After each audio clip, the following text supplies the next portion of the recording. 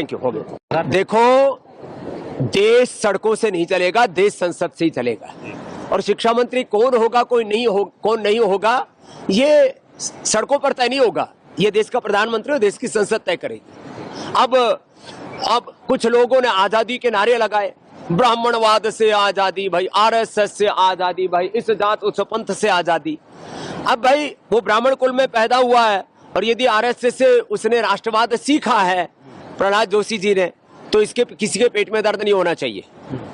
यदि आपको जो है, जो अधिकार इस देश का संविधान किसी दलित, शोषित, वंचित को देता है, वही अधिकार इस देश में ब्राह्मण को भी देता है। इसलिए ब्राह्मणवाद को क्यों गाली देना, मैं कहता हूं कोई भी बात नहीं होना चाहिए, लेकिन ब्राह्मणों को भी गाली देना वह भी असंवैधानिक है, अलोकतांत्रिक है। शूद्र को गाली देना भी अलोकतांत्रिक है। गुरु पूर्णिमा पर यहाँ हजारों भाई बहनों का, जो ब्राह्मण भी है, क्षत्रिय भी है, वैश्य भी है, शूद्र भी है, सभी जाति वर्ग समुदाय के भाई बहन सबको गुरु परंपरा में दीक्षित कर रहे हैं।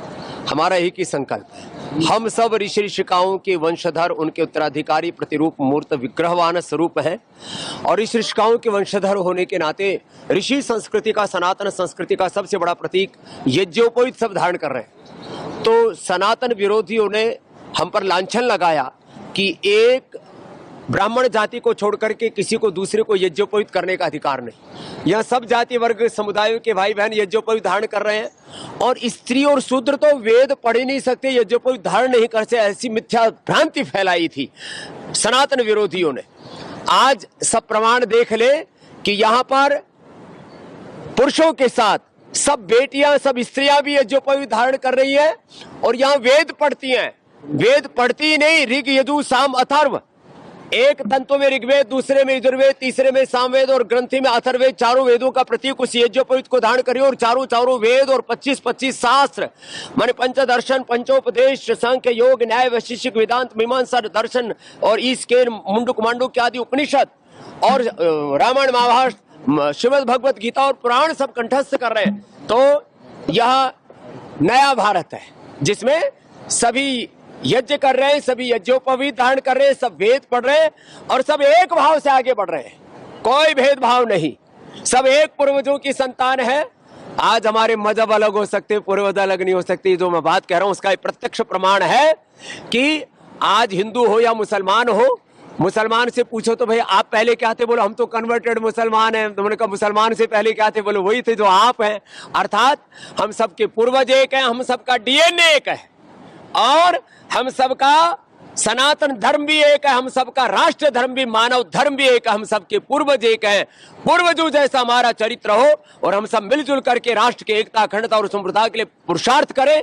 और एक बात और कहना चाहता हूं, पिछले दोनों जंतर मंतर पर कुछ जैन जी ने इकट्ठे होकर के भारत को बदनाम किया। गाली गलौच हमारी संस्कृति और हमारी प्रकृति नहीं है।